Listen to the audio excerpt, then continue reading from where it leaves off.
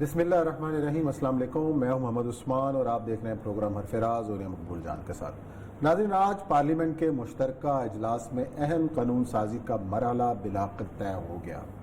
Opposition کے شور شرابے کے دوران ہی اہم بلز جو تھے قانون سازی مکمل ہوئی۔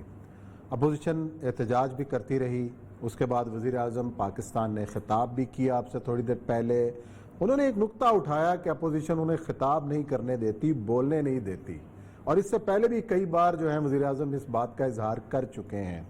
آج ہمارا پہلا موضوع یہی ہوگا اور پروگرام کے دوسرے حصے میں ہم بات کریں گے طالبان اور امریکہ کے مذاکرات کے ساتھ ساتھ جو افغان گروپوں کے درمیان مذاکرات کا سلسلہ جاری ہے، اس میں اب تک کیا پیش رفت ہوئی ہے، اور اس حوالے سے بھی تفصیل سے جائزہ لیں گے۔ لیکن پہلے بڑھتے ہیں آج کا اہم موضوع جو کہ پارلیمنٹ کا مشترکہ اجلاس، اور یہ سب وزیر اعظم پاکستان کا یہ کہنا ہے کہ اپوزیشن نے آج انہیں ایک دفعہ پھر مایوس کیا۔ قومی نوعیت کی قانون سازی میں انہیں حکومت کا ساتھ دینا چاہیے تھا، اور ساتھ ہی وہ یہ کہتے رہے کہ اپوزیشن اپنے لیے پھر NRO اور پھر رائتیں، منی لانڈرنگ سے فرار کے طریقے اور جو بھی الزامات عمران خان صاحب بارہا دہراتے رہے اپوزیشن پہ، آج پھر پارلیمنٹ انہوں نے وہی باتیں کی۔ نہیں، ویسے اپوزیشن نے انہیں مایوس کیا ہے واقعی۔ تو پھر بل کیسے اپوزیشن ویسے نہیں، اپوزیشن کی ٹوٹل تعداد پتہ ہے کتنی ہے؟ وہ میں نے بھیجا آپ کو۔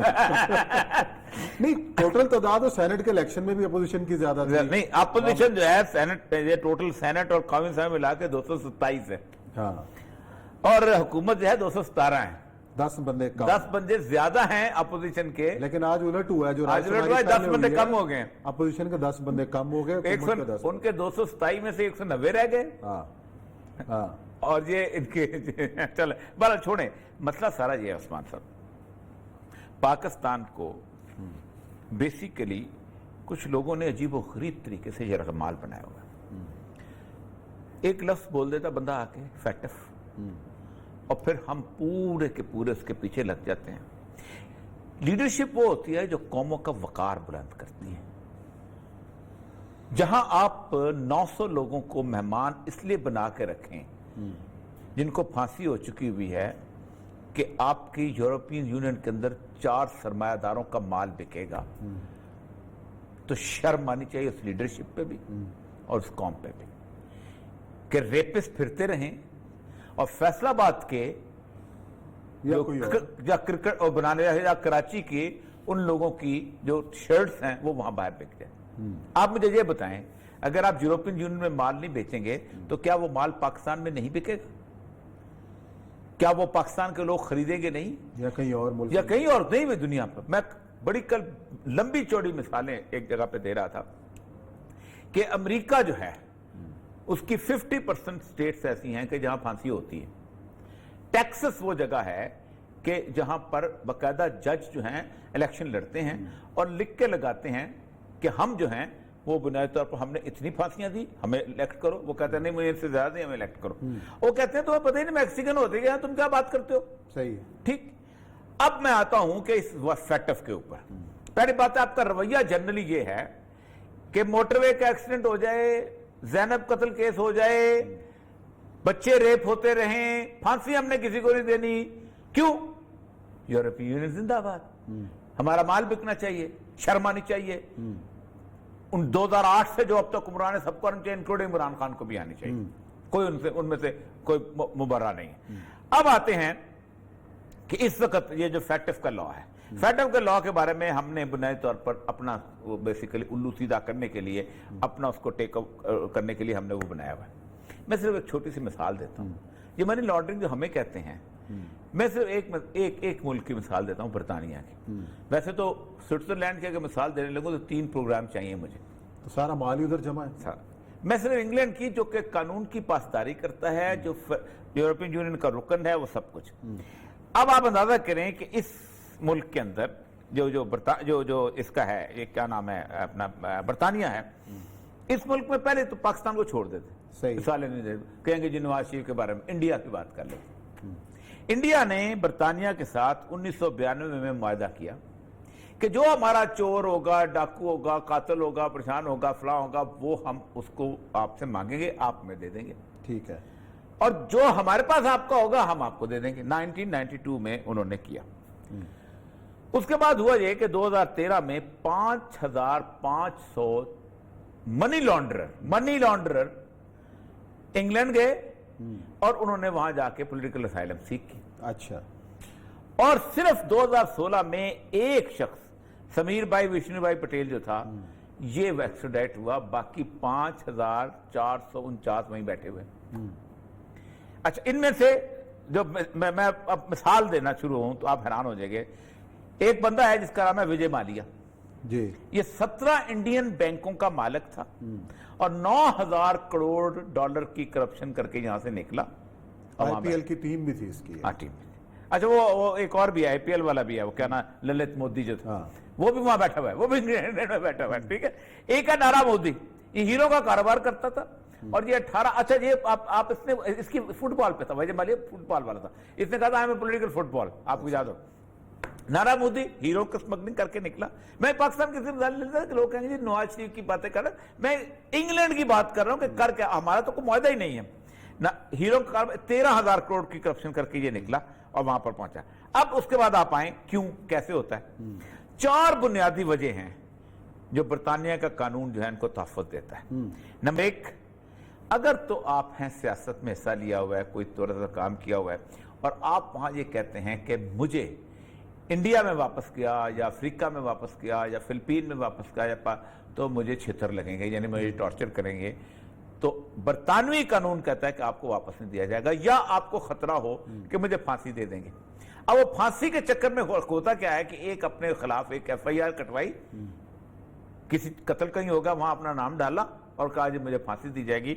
और ये basically European convention on human rights के वो सिग्नेटरी बन के ये करते हैं। सही। दूसरा, अगर आपके पास सरमाया है और आपने वहां रखा हुआ है तो फिर उसका तफक है। डॉश बैंक की एक रिपोर्ट है कि 2006 से लेके 2015 तक 129 अरब डॉलर जो है ये यहां पर इसके वहां पहुंचा। 129 अरब सिर्फ इन सालों के अंदर। और जो करप्शन है उसके करप्शन वॉच एक बहुत बड़ी ऑर्गेनाइजेशन है यूरोप की, उन्होंने कहा कि सिर्फ बर्तानिया में 800 अरब डॉलर जो है वो उनकी कहां पड़ा हुआ है, केमन आइलैंड में पड़ा हुआ है। उसके बाद क्या नाम है मशहूर जो है जहां इन्होंने रखा हुआ था, पनामा। हाँ, पनामा तो उधर है, अमेरिका का। एक केमन है, एक और भी है, आइल ऑफ मैन है, इस तरह जिब्राल्टर है, ये सारे इन्हीं के हैं सारे कुछ। अच्छा, उसके बाद दूसरे तीसरा उनका एक बहुत बड़ा ऑर्गेनाइजेशन है जिसको कहते हैं फाइनेंशियल कॉन्डक्ट अथॉरिटी। क्या आपका मनी, जैसे हमने कहा ना मनी लॉन्ड्रिंग हम बनाएंगे, फाइनेंशियल कंडक्ट ने 2007 से आज तक कोई एक केस भी ऐसा नहीं है बर्तानिया में जो किया हो कि ये मनी, यानी आप किस बात से रोक रहे हो कि पैसा बाहर जा रहा है और बार बार कहते बिस्मिल्लाह लेके आओ, तो पूरे मुल्क को आपने हिजान में गिरफ्तार किया। लेकिन एफएटीएफ का प्रेशर सिर्फ पाकिस्तान पे है, अगर सारे मनी लॉन्ड्रर बैठे हुए हैं बर्तानिया में, भारत को कोई नहीं पूछता इस मामले में। सर मैं आपको वही कह रहा हूं ना कि आपने इतनी मिसालें दी हैं। सर उन्होंने मसला सारा ये है कि भारत को इसलिए नहीं पूछा जाता कि भारत ने एक तो एक्सट्रेडिशन ट्रीटी किया हुआ है, दूसरा जगह भारत उनके साथ क्लाइमेंस है। साउथ कोरिया पे वो मुल्क कौन सा, नॉर्थ कोरिया ना, उसके उस पर लगा ना मनी लॉन्ड्रिंग, जिसके बाद बेचारे को खाने को पैसे नहीं है उस तरह के। अच्छा, आप अंदाजा करें कि मनी लॉन्ड्रिंग उसका इससे कोई एक्शन नहीं लिया। चौथा उनका सबसे इंपॉर्टेंट चीज है कि बेस्ट लीगल एक्सपर्ट्स वहां बैठे हुए हैं। एक वहां पर है बोतिक लॉस, ये वजह मालिया का केस भी उसने। कोई मुल्क ऐसा नहीं जहां का चोर मनी लॉन्ड्रर वहां से, यहां तक एक होती थी, आपको याद होगा रशिया की एयरोफ्लोट होती थी, एयरफ्लोट का मालिक था निकोलाई ग्लुश्कोफ। ये ग्लुश्कोफ जो है ये वहां बैठा हुआ है और इसने कम से कम वहां पर कुछ $3 बिलियन की करप्शन की हुई। एक बल्गारिया का विशाल बहुत है, ये इसको कहा जाता है स्कल, ये शख्स और बहुत है। मैं बस सिर्फ ये बता रहा हूं कि बुनियादी तौर पर हमें आपने कहा कि आप जनाब मनी लॉन्ड्रिंग करते हैं और इस वजह से हम आप पे कौन पाबंदी लगाएगा आप पे? आप मुझे ये बताइए कि क्या नवाज शरीफ, क्या नाइजीरिया का क्या नाम है एबोला का वो क्या पनोशी जो था पैसे लेके भागा था, क्या पाबंदी लगाई किसी ने? पाकिस्तान के नर्व्स के ऊपर सवाल कर दिया लोगों ने। असेंबली के अंदर पार्लियामेंट में जो कुछ हुआ, एक बंदा जिसकी आवाज बकौल उनके नहीं सुनी गई और जितनी तरामीम उन्होंने पेश की गई रिजेक्ट हुई। जमात इस्लामी से उनका ताल्लुक है, सेनेटर मुश्ताक अहमद खान हमने हमें ज्वाइन किया। अस्सलाम वालेकुम मुश्ताक साहब।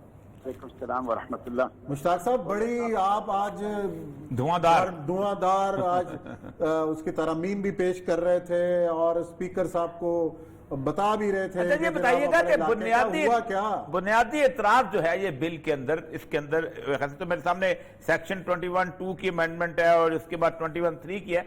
बुनियादी एतराज क्या था आप इस फैटफ के अंदर ये जो FMU की अमेंडमेंट्स हैं दिया? शुक्रिया औरिया साहब। मैं मुख्तसरन आपको ये बताऊं कि मैंने सेनेट में भी इन तमाम FATF की कानून साजी की मुखालफत की है और उनके 3 वजूहात हैं जी। नंबर 1, कानून साजी जितनी भी ये हो रही है ये इम्पोज्ड है, इम्पोर्टेड है और इसकी डिक्टेशन FATF ने दी है और ये क्वालिटी लेजिस्लेशन नहीं होती। क्वालिटी लेजिस्लेशन इंडिजिनस होती है जिसमें आप अपनी कल्चर, अपनी पॉलिसी, अपनी नेशनल इंटरेस्ट, अपनी माशी जरूरियात और अपनी आवाम की फलाह बहबूद को मद्देनजर रखते हुए कानून साजी करते हैं। तो इन्होंने इस statement of object and reason में खुल कर लिखा गया तमाम कवानीन कि हम ये कानून इसलिए बना रहे हैं कि हमें FATF ने कहा है। तो इन्होंने लेजिस्लेशन की अथॉरिटी जो है वो कंप्रोमाइज कर ली है, जबकि लेजिस्लेशन की अथॉरिटी 22 करोड़ आवाम की हमारा देश पार्लियामेंट के साथ, और ये नॉन ट्रांसफरेबल है, ये नॉन ट्रांसफरेबल है। बहुत अच्छा। नंबर 1। दूसरी बात मैंने ये की कि इसमें ऐसे कवानीन इन्होंने ऐसे दफात शामिल किए हैं कि जो कॉन्स्टिट्यूशन से कंट्राडिक्ट करते हैं। मतलब आज जो वक्फ की प्रॉपर्टी का एक बिल पास हुआ जिसमें मैंने 9 अमेंडमेंट पेश किए थे, उसमें एक ये है कि एडमिनिस्ट्रेटर अवकाफ के हैं। मतलब मैं आपको सुना देता हूँ ताकि लोग समझ जाएं। जी जी। ये लिखा गया है कि एडमिनिस्ट्रेटर अवकाफ के फैसले के खिलाफ जो है वो किसी भी हाई कोर्ट के अंदर आप नहीं जा सकते। कॉन्स्टिट्यूशन के आर्टिकल 189 के तहत हर बंदा supreme high court of Pakistan के अंदर वो जा सकता है और ये उसका जुरिस्डिक्शन है। इससे आप किसी कानून के जरिए से कॉन्स्टिट्यूशन को ओवरराइड नहीं कर सकते। इसी तरह इसमें बहुत सी और चीजें थी। मसलन इसमें ये किया गया है कि अगर कोई शख्स, मसलन आर्टिकल 77 जो है इस वक्फ प्रॉपर्टी का, कि कोई शख्स इस एक्ट के अहकामात के मुताबिक में या किसी दीगर वजूहात के तामील में नाकाम रहे तो सजा का मुस्तजिब होगा, जिसकी रकम 25 मिलियन तक होगी। 25 मिलियन तक होगी, आप अंदाजा कर लें। अच्छा ये वक्फ प्रॉपर्टी का तो नहीं है मेरा ख्याल है 25 मिलियन, ये तो फैटफ का उसके अंदर है। हाँ जी, वो जो उन्होंने मनी लॉन्ड्रिंग बिल में किया है। इस्लामाबाद वक्फ प्रॉपर्टी के 27 जो है उसके अंदर है। दूसरी बात यह है कि इसके अंदर जो वक्फ का वो लिखा गया है कि वक्फ की जितनी मस्जिद और मदारस होंगे वहां कोई पॉलिटिकल स्पीच नहीं होगा। अब पॉलिटिकल स्पीच की डिफिनीशन क्या है? आर्टिकल 17 तो आपको राइट ऑफ स्पीच देता है, आर्टिकल 19 आपको ये हक देता है। आप ये हक कैसे सेलेक्ट कर सकते हैं? फिर इसमें यह लिखा गया है कि वक्फ की जो प्रॉपर्टी होगी उसके लिए नेचुरल पर्सन होगा, लीगल पर्सन नहीं होगा। हमारी जितनी भी वक्फ के इदारे हैं वो लीगल, लोग मस्जिद को देते हैं, लोग मदरसे को देते हैं, लोग अस्पताल को देते हैं, लोग स्कूल को देते हैं, फर्द को नहीं देते। इन्होंने पाबंदी लगा दी है कि लीगल एंटिटी जो होगा, बॉडी, उसको कोई नहीं देखता, must be a natural person. इसका मतलब ये है कि आप वक्फ के सिलसिले को खत्म करना चाहते हैं, जो कि मुसलमानों का 1400 साल का ट्रेडिशन है। हाँ, 1400 से चली आ रही। अंग्रेज भी आए थे, अंग्रेज ने भी रखा था, अंग्रेज ने भी ये रखा था। और सबसे मालदार जो थी वो अफराद भी जो वक्फ के इदारे थे, खुद बंगाल के अंदर ये W. हंटर ने लिखा है। तो ये फिर इसी तरह इसमें ये लिखा गया है कि ये जो वक्फ की प्रॉपर्टी होगी इसके ऊपर आप स्कूल बना सकते हैं, इसके ऊपर आप पुल बना सकते हैं, नालियां पक्की करा सकते हैं। वक्फ आप उस जगह पे लगा सकते हैं जिस जगह के लिए उस फर्द ने उसको वक्फ किया हुआ है। मस्जिद के लिए वक्फ है तो मस्जिद पे लगेगा, ये इस्लाम की फिक्र का उसूल है। अगर वो मदरसे के लिए तो मदरसे पे लगेगा, अगर अस्पताल के लिए तो अस्पताल पे लगेगा। आप जिस बंदे ने वक्फ किया है उसकी वक्फ के उस इख्तियार को तब्दील नहीं कर सकते। ठीक है, ये ऐसी चीजें। तो इसके अंदर दूसरी चीज ये थी कि ये कॉन्स्टिट्यूशन के भी खिलाफ था, और तीसरी चीज ये है कि रूल। लेकिन अपना मुश्ताक साहब, पहली बात तो ये है कि वक्फ तो हमारे जितने भी हैं वो प्रोविंशियलाइज हैं। ये फेडरल कैबिनेट कैसे उसको प्रूव कर रहा है? इन्होंने इस्लामाबाद के लिए किया, फिर ICC इस्लामाबाद शहर के लिए किया। ठीक। अच्छा मुश्ताक साहब, एक और बात हमने नोट की, ऐसे लग रहा था कि अपोजिशन सारी एक जानिब थी और सेनेटर मुश्ताक अहमद खान अकेला एक जानिब था और पूरी अपोजिशन उसके पीछे छुपी हुई थी। ये क्या कोई मैच लगता है हुकूमत का फिक्स था? आप अकेले बोले चले जा रहे थे, ऐसा क्यों है? क्या है अपोजिशन क्यों? ठीक है, ये बात बिल्कुल ठीक है। इस तमाम जो बिल हैं اس کے اوپر اپوزیشن نے پیپلز پارٹی مسلم لیگ اور پی ٹی آئی نے اتحاد کیا. آج سینٹ کے اندر صبح سینٹ کا اجلاس تھا, اس میں اگر آپ میری 8-10 منٹ کی تقریر سن لیں تو میں نے ان سے کہا ہے کہ بھائی اتنی ایکیوٹ پولرائزیشن میں اور اتنی ایکسٹریم ڈسٹرسٹ میں یہ آپ لوگ پارٹنر کیسے بن گئے؟ کیا یہ سیکورٹی اسٹیبلشمنٹ نے آپ کو پارٹنر بنا دیا, ایس اے ٹی ایف یا انٹرنیشنل اسٹیبلشمنٹ نے آپ کو پارٹنر بنا دیا, یا این آر او کی لالچ میں آپ پارٹنر بن گئے؟ اچھا, یہ ایک اور جو پاس ہوا ہے جو کہ پی پی سی میں امینڈمنٹ ہوئی ہے 501 میں, جی وہ جو 5 لاکھ روپے جرمانہ اور 2 سال قید ہے, یہ آج تو ایسے جو ایجنڈے کے اوپر 2 بل تھے جو سیشن کی, ایک منی لانڈرنگ کا تھا اور ایک وقف کا تھا. ہمارے آنے کے بعد کہ انہوں نے کچھ اور حرکتیں کی ہوں, اس لیے کہ ہماری جب نہیں چلی گئی تو ہم نے تو واک آؤٹ کریں. اچھا ٹھیک ہے, ٹھیک ہے. اچھا مشتاق صاحب, یہ جو آپ نے بات کہی ہے کہ جی سینٹ کے اندر ان تمام اپوزیشن جماعتوں کا پی ٹی آئی کے ساتھ معاملہ طے تھا, تو پھر یہ آج اسمبلی کے پارلیمنٹ کے مشترکہ اجلاس میں شور شرابہ کس بات کا, بل بھی منظور ہو گئے, عددی اکثریت بھی زیادہ ہے, تو پھر آپ کیوں نہیں ان کے ساتھ جا کے بیٹھے, آپ کیوں اکیلے کھڑے ہوئے ہیں, کیوں مخالفت مول لے رہے ہیں لوگوں کی؟ آج جب کاؤنٹنگ ہو گئی تو صرف 10 ووٹوں کا فرق تھا. پیپلز پارٹی اور مسلم لیگ نے اپنے 10 ارکان غائب کرا دیے تھے. نمبر 1. دوسری بات یہ ہے کہ یہ بہت بڑا الزام لگا رہے ہیں کہ 10 ارکان پیپلز پارٹی اور نون لیگ نے غائب کرا دیے. یہ تو آپ ان سے پوچھ لیں, خود کہتے ہیں کاؤنٹنگ سے پتہ چل رہا ہے عثمان, اور مسلم لیگ بھی کہتے ہیں کہ ہمارے اتنے لوگ غائب. آپ کا ساتھ کس نے دیا یہ بتائیں, آپ اکیلے کھڑے رہ گئے؟ اپوزیشن نے تو بظاہر ساتھ دیا, یعنی لیکن اپوزیشن نے ٹیکنیکلی فیسیلیٹیٹ کیا ہے ان کو. بظاہر ساتھ دیا, ٹیکنیکلی فیسیلیٹیٹ کیا. آپ نے 10 بلوں میں تو ان کے ساتھ دیا, وہ تو آپ نے قومی اسمبلی سے پاس کر دیے, سینٹ سے بھی پاس کر لیے, صرف 2 بل جوائنٹ سیشن میں آئے, اور باقیوں پہ تو آپ نے تو قومی اسمبلی اور سینٹ شروع میں کر دیا. صبح بھی سینٹ میں جو ایک بل پاس ہوا ہے اس میں انہوں نے جو سوسائٹی امینڈمنٹ ایکٹ تھا اس میں انہوں نے ساتھ دیا ہے, سوسائٹیز میں کیا. تو آپ کا ساتھ کس نے دیا؟ مولانا فضل الرحمان صاحب رہ گئے اکیلے؟ میں تو اکیلے کھڑا تھا, آپ دیکھ رہے ہیں کہ میں اکیلے بول رہا تھا, اکیلے پارلیمنٹ کی ساورنٹی کے لیے لڑ رہا تھا, اور میں ان سے کہہ رہا تھا کہ دیکھیں آپ لوگوں نے یہ کہا تھا کہ سر جب باقیوں کو کوئی پارلیمنٹ کی ساورنٹی کا کچھ نہیں ہے تو آپ نے ٹھیکہ لیا ہوا ہے سینیٹر صاحب. دیکھیں میں نے تو صبح ان کو اقبال کا شعر سنایا, یہ اوریا صاحب اقبالیات کے ایکسپرٹ ہیں, یہ جاوید نامہ کا شعر ہے, میں نے ان کو سنایا کہ وزیر اعظم صاحب کہہ رہے ہیں کہ میں اقبالیات کو پڑھاؤں گا بچوں کو, تو اقبال نے جاوید نامہ میں یہ شعر کہا ہے کہ آنچ شعرا راپنت روبا مزاج احتیاج شعروں کو لومڑی بناتا ہے, مانگنا ہاتھ پھیلانا, کشکول اٹھانا. میں نے کہا خدا کے لیے کشکول توڑ دو, یہ شعر قوم ہے, اس کو لومڑی نہ بناؤ. وہی تو ہمارے عمران خان صاحب رو رہے ہیں کہ جنہوں نے کشکول اٹھایا اس کی قیمت آج ادا کر رہے ہیں ہم, نہ اٹھایا ہوتا کشکول تو آج یہ دن نہ دیکھنا پڑتا. تو یہ انہوں نے کشکول اٹھایا تھا اور انہوں نے کشکول کو نئی بلندیوں سے آشنا کر دیا. دونوں ایک ہی ہیں, ان کے اندر کوئی فرق نہیں. درست کا بہت بہت شکریہ جی. سینیٹر مشتاق احمد خان صاحب ہمارے ساتھ تھے, آج بڑا نکتہ کہ 10 اراکین کو غائب کرا دیا. سر سب سے امپورٹنٹ چیز جو مشتاق صاحب نے کہی ہے نا, کہ کوئی بھی بل جب پاس کیا جاتا ہے تو کہتے ہیں ہم عوام کے لیے یہ بل پاس کر رہے ہیں, کیونکہ آپ کو 22 کروڑ لوگوں نے اس کو الیکٹ کیا ہے.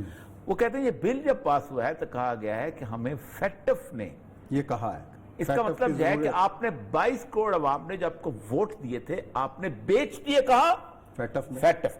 یہ پاکستان کی تاریخ میں پہلی دفعہ ہوا ہے کہ ہم فلاں مجبوری کے تحت بل پاس کر رہے ہیں. اس کا مطلب ہے آپ کو شرم سے ڈوب مرنا چاہیے. آپ کو انہوں نے الیکٹ کیا ہوا ہے, آپ کو پاکستان نے الیکٹ کیا ہوا ہے, پاکستان کے عوام نے الیکٹ کیا ہوا ہے. چلیں یونس صاحب یہ بریک لیتے ہیں, بریک کے بعد آئیں گے اور پھر جو دوحہ میں مذاکرات کا سلسلہ جاری ہے, کیا پیش رفت ہوئی اس پہ کریں گے بات بریک کے بعد.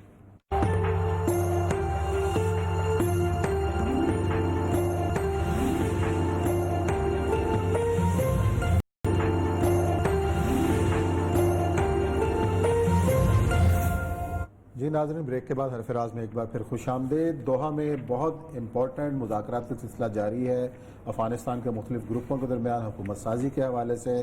افغانستان کا منظرنامہ کیا ہوگا, اس معاملے پہ اہم پیش رفت ہو رہی ہے. اس تمام تر صورتحال کا جائزہ لیتے ہیں. اور یہ صاحب کل بھی ہم نے اس پر بات کی, آج نئی ڈیولپمنٹس کیا ہوئی ہیں؟ دیکھیں نئی ڈیولپمنٹ دن بدن روز بروز نئی سے نئی ڈیولپمنٹ ہے. کل ذرا سا لوگوں نے کہا تھا کہ آپ نے بیک گراؤنڈ کی تفصیل کافی حد تک آپ نے نہیں بتائی, تھوڑا سا تفصیل سے بہت لوگ سوال کرتے رہے. ایک تو یہ ہے کہ یہ مارچ میں شیڈول تھے, یہ تھے. پہلی بات یہ ہے کہ 8 جولائی کو سب سے پہلے روڈ میپ جو ہے وہ طے ہوا تھا. 8 جولائی کے روڈ میپ کا پہلا فکرہ یہ تھا کہ both the parties agrees for the institutionalization of every institution in Afghanistan to Islamize for comprehensive peace. کہ ہم ہر اسلامی جو ہے اس کو کریں گے, دفعات کو نافذ کریں گے تاکہ پیس آ جائے. یہ ایک بنیادی پہلا نقطہ تھا اس کے لیے روڈ میپ. اس کے تحت ان کا ایگریمنٹ ہوا.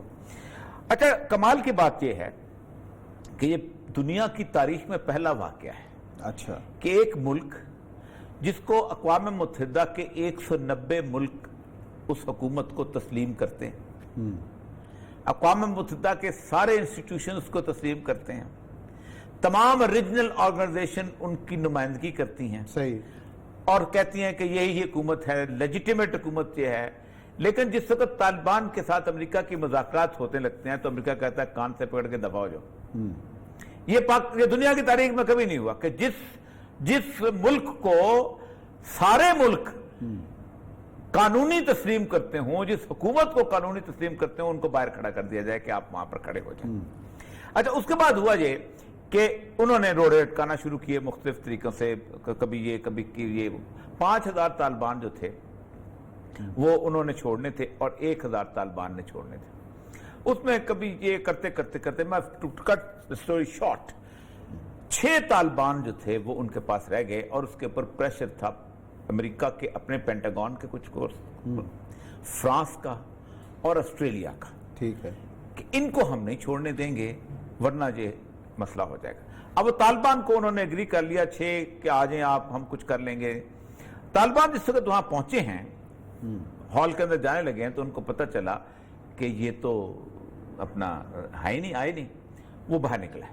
اچھا, باہر نکلانے کے بعد انہوں نے کہا کہ بھائی پہلے تو وہ 6 چھوڑو گے تب.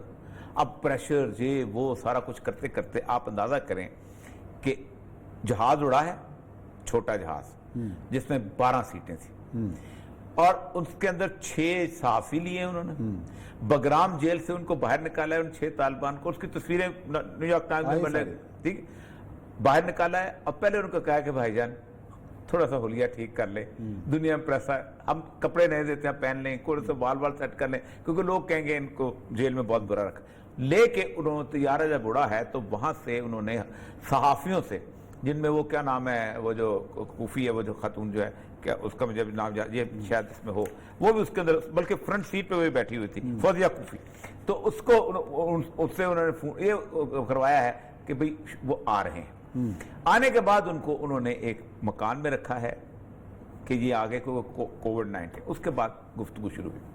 اب عثمان صاحب اس میں 15 فورن منسٹروں نے تقریریں کی ہیں, یہ سب سے امپورٹنٹ ترین چیز ہے. اور اس میں ایک انڈیا کے فورن منسٹر میں ہم بات نہیں کر رہے اس وقت, اور اس کا ایک ریلیشن شپ میں بتاتا ہوں جو آج شمالی اتحاد کے ساتھ, عبداللہ کے ساتھ نہیں. اس کی مزدار بات ہے کہ پہلی تقریر تھی قطر کے عبد الرحمن الثانی کی. اس نے بنیادی طور پہ یہی کہا ہے کہ دیکھیں آپ نئی اپارچونٹیز ہے, حالات کو دیکھیں, چیلنجز کو دیکھیں, اس کے حساب سے آپ اس میں آگے آئیں اور کام کریں. اچھا, اس کے بعد یونائٹڈ نیشنز اسٹیٹ کے مائک پومپیو کے تھے, یہ سارے اس پہ ویڈیو کانفرنس پہ تھے. انہوں نے بھی اس میں بھی یہی کہا ہے کہ آپ نے فیوچر جنریشن کو سوچنا ہے, پیس کے لیے سوچنا ہے, فلاں کرنا ہے. اور اب میں آپ کو بتاؤں کہ اس وقت انڈیا جو اعتراضات کر رہا ہے اس کا پاکستان جواب نہیں دے رہا, امریکہ جواب دے رہا ہے اس معاملے کے اندر. پاکستان میں شاہ محمود قریشی صاحب انہوں نے بھی ایک تقریر کی کہ بنیادی طور پر میں فکرے پڑھ دیتا ہوں اس کے شاہ محمود قریشی صاحب سے, the political solution is only a way forward. اور انہوں نے کہا ہے کہ Afghan alone must be the master of their destiny without outside influence. یہی فکرے جو ہیں یہ اس نے کیے ہیں انڈین جو فارن منسٹر تھا, اور وہ اس کا نام ہے سبرامنیم جے شنکر. اب اس میں 3-4 ایسے مطالبات تھے کہ جو مطالبات طالبان کے مقابلے میں عبداللہ نے اور انہوں نے پیش کیے. وہی مطالبات بھارت نے پیش کیے. اب سن لیں اب مطالبات کیا ہیں. وہ جو ہمارے ہاں فیشن ہے آج کل, اس نے یہ کہا ہے, جو کمال کی بات یہ ہے کہ it should be peace process must be Afghan led, Afghan owned and Afghan controlled. یہ تو وہ فکریں ہیں شاہد محمود قریشی کے. Doha talks should respect national sovereignty. ٹھیک ہے. and territorial integrity. کہ اس علاقے کو ٹیریٹوریل جو انہوں کا افغانوں ٹھیک پروموٹ. نمبر 1 یہ مطالبہ انہوں نے رکھا ہے کہ انہوں نے اپنا عبداللہ جو انڈین اس نے کہا promote human rights and democracy ensure interest of minorities ٹھیک ہے. وومن اینڈ ولنریبل کہ عورتوں کے حقوق مائنورٹیز کے حقوق اور وہ جو کہ ولنریبل ہیں ان کے حقوق effectively address violence across the country. یہ انہوں نے یہ کہا اس نے کہا اور اس کے بعد اس نے ایک کمال بات کی اور یہ ہندوستان کی ڈیفیٹ کا سب سے بڑا اظہار تھا. اس نے تقریر کرتے ہوئے کہا افغانستان کا کوئی کونا ایسا نہیں ہے جہاں ہمارے 400 مختلف ڈیولپمنٹ پروجیکٹس کا نشان موجود نہ ہو. اتنا کچھ کرنے کے بعد بھارت کو یوں کان سے پکڑ کے انہوں نے نکال دیا. اب جب ٹاک شروع ہوئے ہیں عثمان صاحب, آج بھی صبح میری بات ہو رہی تھی, ہم وعدہ تھا ان کا نعیم وردک صاحب کا نئے ترجمان جو ہیں, لیکن انہوں نے آج پھر مصروف ہو گئے. اس وقت وہاں ٹاکس ہو رہی ہیں تو انہوں نے کہا کہ آپ مطالبہ رکھیں. آپ دیکھیں کہ ان کو انہوں نے اس مذاکرات کے بعد جو معاہدہ ہوا ہے اس کے اندر انہوں نے لیجیٹیمیٹ گورنمنٹ ایکسیپٹ نہیں کیا. انہوں نے کہا ہم اس گورنمنٹ سے نیگوسیشن کریں گے, یہ ایک گروپ کی حیثیت سے یہاں آ جائیں گے. سب سے اہم ترین بات یہ ہوئی ہے جس کے اوپر اس وقت پوری دنیا تلملائی ہوئی ہے, جس نے زلمے خلیلزاد صاحب جہاں پہنچے ہیں کہ یہ کیا ہو گیا. انہوں نے عبدالغنی برادر کو پیچھے کیا اور مولانا عبدالحکیم حقانی کو وہاں لا کے بٹھا دیا. حقانی ویسے ہی لرجی ہے. ہاں, یہ بیسیکلی مولانا عبدالحکیم سراج زئی ہیں. یہ بیسیکلی مولانا سراج زئی جو تھے, یہ سراجیہ ایک مدرسہ بھی ان کا کوئٹہ میں بھی ایک مدرسہ تھا. کوئٹہ میں بڑی دیر درست و تدریس دیتے رہے اور یہ مولانا ہبت اللہ کے بہت قریب. ٹھیک ہے.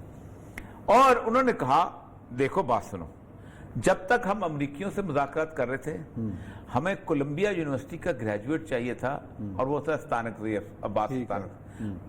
اب ہم نے بات کرنی ہے پشتونوں سے, ہم نے بات کرنی ہے اس زبان میں جو یہ جانتے ہیں.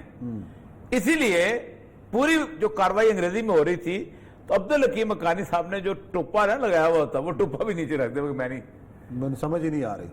اس نے کہا سارے تم لوگ آسمان سے اترے ہو, تم نے کون ہے جو پشتو نہیں جانتا, تم نے کون ہے جو فارسی نہیں جانتا, تم نے کون ہے جو اردو عربی نہیں جانتا, میرے زبان میں گفتگو.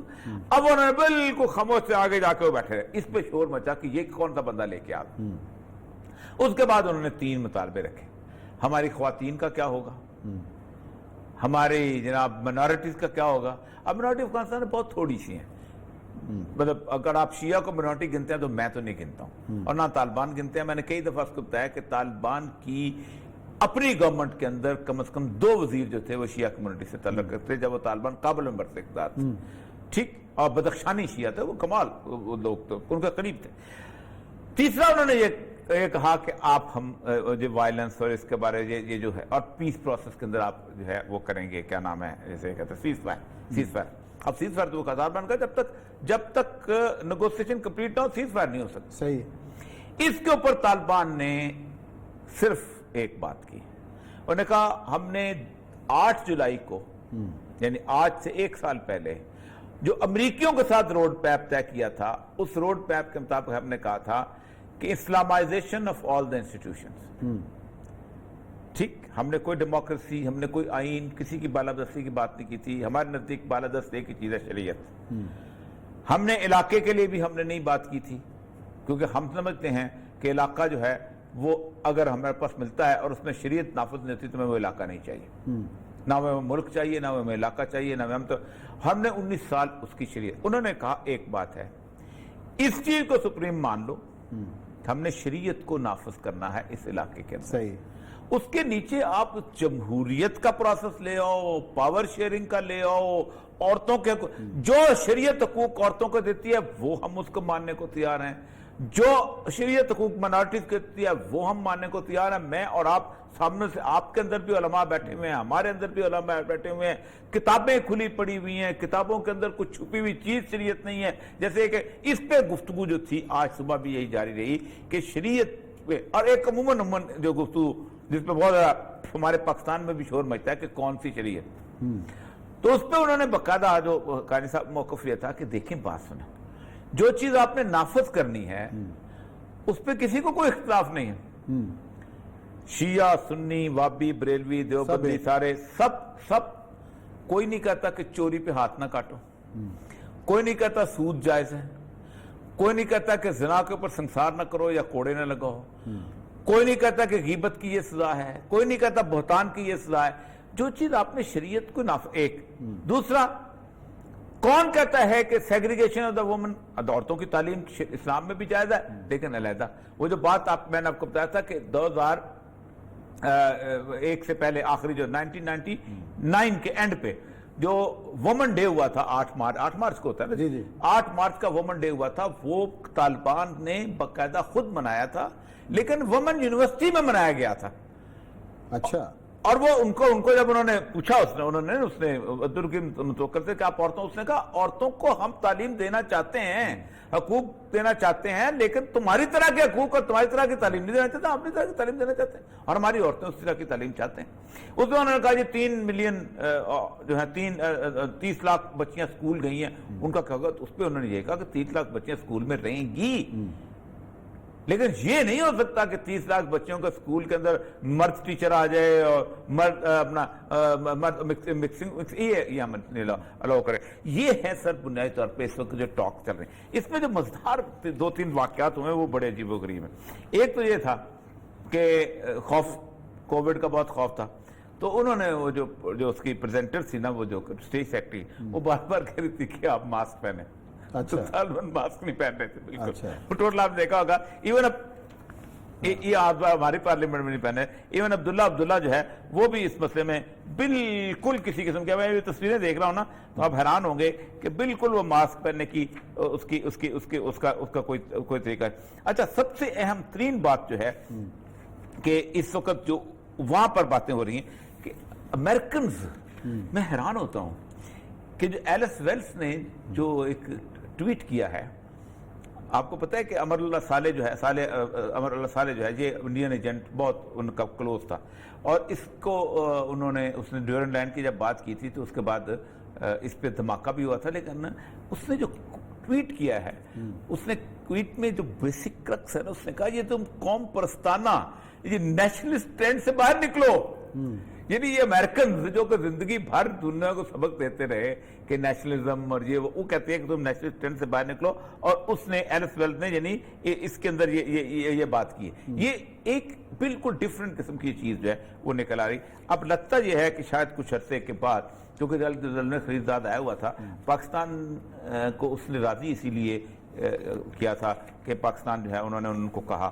کہ آپ ایسا کریں کہ جا کے ان کو نا طالبان کو راضی کریں کہ ان کو افغان گورنمنٹ کی حیثیت سے بیچ میں رکھ لیں، حکومت کی حیثیت سے رکھیں، نہ کہ فریق کی نہیں، فریق نہیں، پارٹی، چھوٹی پارٹی، گروپ کی، انہوں نے رکھا ہے گروپ کی حیثیت سے، لیکن مذاکرات کر لی بات تو ہے ان کے، لیکن یہ ہے کہ انہوں نے اس وقت دنیا پوری کا جو پریس ہے طالبان کے خلاف لگا ہوا ہے کہ یہ ایک بہت بڑا سسٹم بن جائے گا، اور سب سے اہم ترین بات جو ہے وہ کہہ رہے ہیں کہ القاعدہ جو ہے یہ اس کی ابھی تک وہاں پر شاخیں موجود، اور اس پہ انڈیا نے بڑا شور شر یہ مچایا ہے کہ طالبان نے ساری القاعدہ جو ہے وہ انڈیا میں بھیج دیا ہے، اور اس کا ایک ثبوت یہ ہے کہ 29 فروری کو معاہدہ ہوا ہے نا جی، 29 فروری کے بعد مارچ کا ان کا القاعدہ کا جو نوائے افغان جہاد نکلا تھا، اس کے بعد انہوں نے نوائے غزوہ ہند جو ہے وہ نکال دیا ہے، اور یہ میں جو اس وقت جو انٹرنیشنل پریس میرے سامنے، آپ اندازہ کریں کہ کہتے تھے کہ 2 جو تھے کہ they should not break the ties,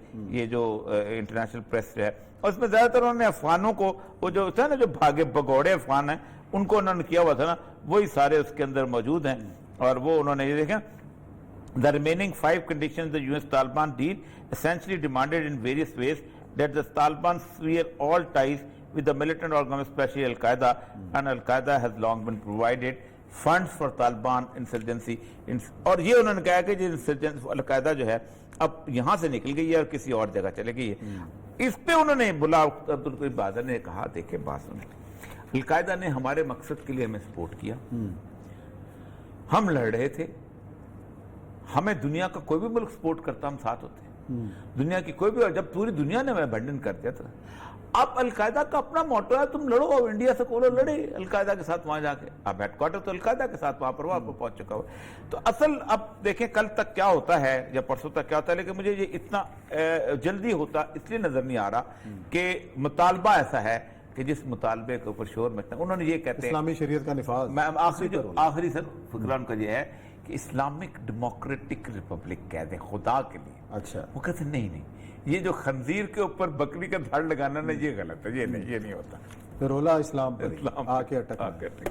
چلیں جی ناظرین، یہ پروگرام کا وقت ختم کرتے ہیں. کل انشاءاللہ نئے موضوعات کے ساتھ ہم آپ کی خدمت میں حاضر ہوں گے. اپنا خیال رکھیے گا، اپنے فیڈ بیک سے بھی کیجیے گا. اللہ حافظ.